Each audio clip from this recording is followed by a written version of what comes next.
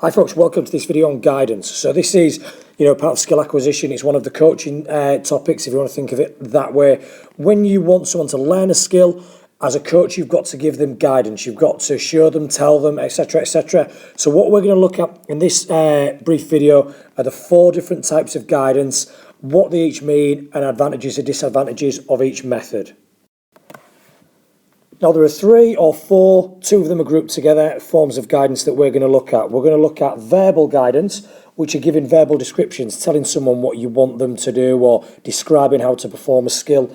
We've got visual guidance, which is showing or demonstrating a technique or something like that, so they can see exactly what needs to be done. And these two, sometimes they're separate, but they are very much linked to each other. Manual and mechanical guidance. That is giving someone physical support. So manual, you might go hands-on. You might put their body in a certain position and say, right, this is where you need to be. Whereas mechanical is using physical support, but with the use of something like a harness or a brace in order to get them in position. So, if you've seen these trampoline that children's go on in shopping centres where they're harnessed in and they've got like 4 bungee cords, that would be an example of mechanical guidance. Whereas putting someone in position, saying this is where your arm needs to be and actually putting their arm in a certain position, that would be an example of manual guidance. So we're going to look at each of these very quickly. What does each one involve? What are the advantages and disadvantages of each one? So we'll deal with verbal guidance first. And the thing that needs to be said is you will pretty much always do verbal guidance alongside visual guidance. I've never known coaches that are any good at all just do a description without giving a demonstration as well, and vice versa. You will always use visual and verbal guidance alongside each other. So that's the first point we'll definitely make. And what we can add to that is that is definitely the case for beginners / cognitive.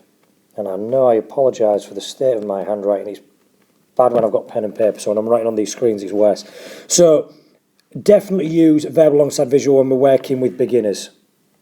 And what I'll add there is, this again is worth putting in the exam.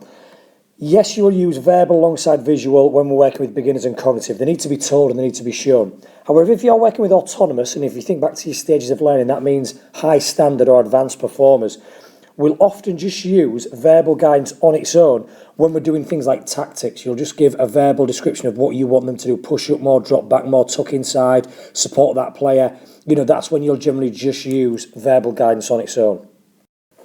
And what I've added there are the key things that need to be, where we'd use verbal guidance and the key times that it would be used. Also, the key factors that need to be considered when using it, should I say.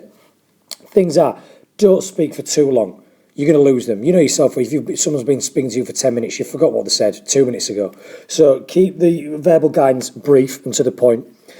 Some things cannot just be explained. So that refers back to that one. Use it as much as you can alongside visual guidance, because that's the best way or the most effective way that people will learn sports skills. When you're using verbal guidance, encourage question and answer. We as teachers are told, make sure we question you students all the time. That's because if we just talk to you, how do we know any of it's gone in or not? So by doing question and answer, be it verbally or written down, we can check your understanding of it. So, that's what coaches also need to do. And finally, verbal guidance is very important early on. I've never been to a coaching session where the first thing the coach hasn't done is some verbal guidance. Here's what we're looking at today, and here's why we need to be good at it. So what I think we're saying there is give you verbal guidance to set the scene of the coaching session. Here's what we need to be able to do. Here's how we need to be able to do it, and here's the importance of that. So finally, then, the advantages and disadvantages of this form of feedback. This form of guidance. Reading it ahead there. It's a form of feedback. If I'm giving you verbal encouragement and verbal comments, I'm also giving you feedback. Was it done right? Was it done not so right? If I use that feedback right, it will also motivate you. If you're doing it right, you get praise. That increases the likelihood of you doing it again. If you're doing it wrong, I can at least point you in the right direction, give you some verbal guidance as to what needs to improve. And also it holds your attention. If I'm talking to you, and engaging with you and doing this Q&A thing, I'm going to have your attention, which is going to keep you focused on the task. The disadvantages then is, like we said, if you talk for too long, coming back to this point here, it's information overload. Too much information, can't make sense of it, and they don't pick up on the key points. And secondly, just because I'm saying something and you're listening doesn't mean that you're picturing it the same way that I'm describing it. So there may be some interpretation errors in terms of you hear what I say, but you think I'm talking about something else, and you end up performing that skill not in the way that I wanted you to, or not in the way it should be done, just because you've interpreted it in a different way. So there are advantages and disadvantages to each of these types of guidance that we'll do. So we'll move on to visual guidance now, and I think after my handwriting I'm going to stick to typing for this one. So visual guidance, like we said, it's showing someone, often giving a demonstration. Now it goes without saying that visual guidance should be used with all levels of performers, but particularly it's really useful with cognitive learners, those beginners. Because, like I said, the issue with verbal guidance is you could misinterpret, whereas visual, you've got a clear mental image, you can see exactly what is expected of you, exactly what you need to do. And we could give demonstrations. So the coach could give a demonstration, or someone else in the group could give a demonstration. But we could also use charts. We could use, we live in the digital age. We can film everything instantly on our phones, on our tablets and things like that. So we can film it and then look back straight away, see what our technique was like. Or we could look at elite performers on the internet. We can also look at photos, images, Google images, anything like that, so we can see, is my knee in the same position as what theirs was? So there's lots of different ways to use visual guidance. But just like with verbal guidance, there is a risk of information overload. If you show them too much, or the demonstration's too quick, or it's a complex skill, then, they might miss key parts of it. They might not take everything that they need from that demonstration. So it's important when we're coaching and using visual guidance to highlight, or what we sometimes say, cue, key aspects of performance. So, really, identify the key points that are really important. Now, that can involve doing various strategies. The most obvious one, using bright coloured bibs, bright coloured cones, post balls, highlight certain movement patterns, highlight certain aspects of the skill or technique that you're trying to develop. So that's quite important. That's why we have all these bright coloured sports equipment these days, so we can pick out certain players or pick out certain responses very quickly and then focus our attention on that particular aspect of performance. So the advantages then of visual guidance, it's much easier to create a mental image when you've seen something as opposed to when something has just been described to you. So you can see, it's that old adage of a picture paints 1,000 words. If I can see something, then I've got a much clearer understanding of what needs to be done. It also encourages observational learning, or social learning theory, Bandura's arm, that I think we've looked at in another video. So, if I get used to watching and copying, then that encourages that form of observational learning, which is very, very effective. And also, finally, the advantage is I can show the skill in different stages. So I can show it very basic when there's no defenders or attackers there or something like that, and they can all practice it. Then I can show how that skill would be applied in a game situation when I'm tight for space or tight for time. So I can do all that during various forms of visual guidance.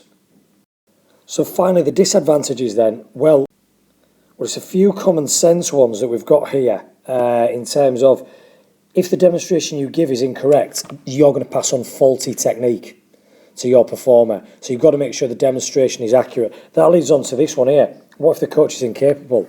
Well, that's when the coach has not got to be too afraid to do any form of, to bring in people in the group who can do the demonstrations effectively, or use digital technologies we mentioned up here. Get them to show you're doing it effectively and properly. Equally, the demonstration may be too quick. Slow it down. Use slow-mo if you're using DVD and digital, or if you're a coach doing it live, make sure you slow down. I always thought, if you look at football, the Cruyff turn, if you're teaching a group of under 10s the Cruyff turn for the first time and you do it at full pace, they're not going to see where to place the feet. They're not going to see how to turn properly. So it's a case of going through it nice and slowly, nice and steadily. You'll have similar skills in your sports that you know about, where you think, if I was doing that as a visual demonstration, I would definitely have to slow that down. Right, so finally then we've got manual and mechanical guidance. And what I've tried to do is give a few examples. So for example here, manual is where you typically go hands-on, and that's what's taking place in this picture here. This coach is putting this girl's arm into the right position, saying this is, the swing action, this is how it should feel, here's where your arm needs to end up when playing this shot.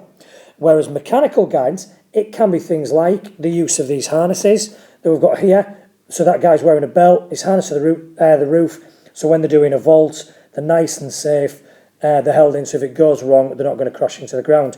But even something like this girl, armbands and floats when we're in a swimming pool, they're a form of mechanical guidance. So we're going to look at why, and then the advantages and disadvantages of each.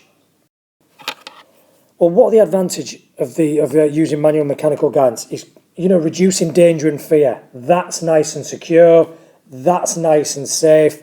You've got, maybe this isn't dangerous or fearful, but with hands-on approach, there is any danger that does exist is massively reduced. But equally, what is very good about this particular thing, this coach helping this girl, she's getting a feel for the movement. Here's where your arms should be. The demonstration, the verbal, can tell you and show you, but now she's getting a feel for where her arms should be whilst playing this shot. He's getting a feel for what the body position should be like whilst doing the vault. She's getting a feel for her body position and arm position while she's in the water. And we call this kinesthesis. So anything to do with kinesthetics or anything like that, kinesthesis is related to movement.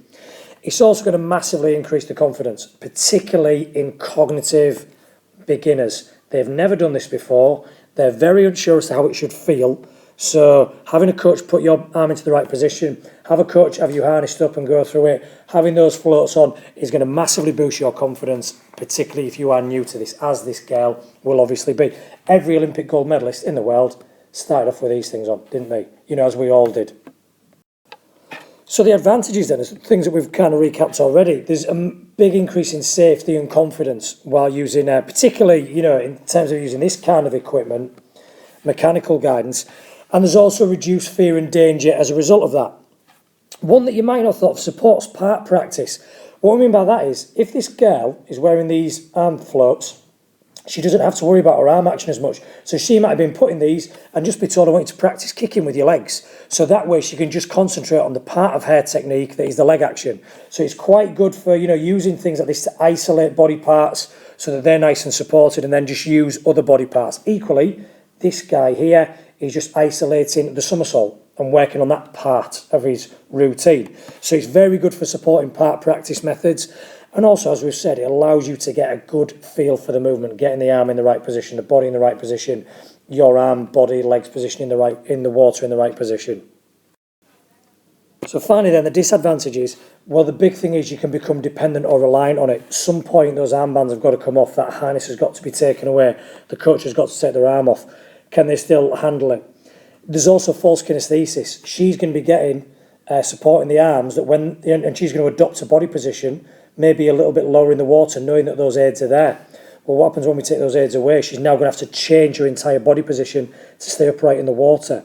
So there's an issue of you get a false body position sometimes by using too much of this manual and mechanical guidance. And finally, in all three of these people, there is a reduction in their control. So they're not responsible for their movements anymore. And that can, as a result, reduce their intrinsic feedback, the amount of feel that they get for the movement.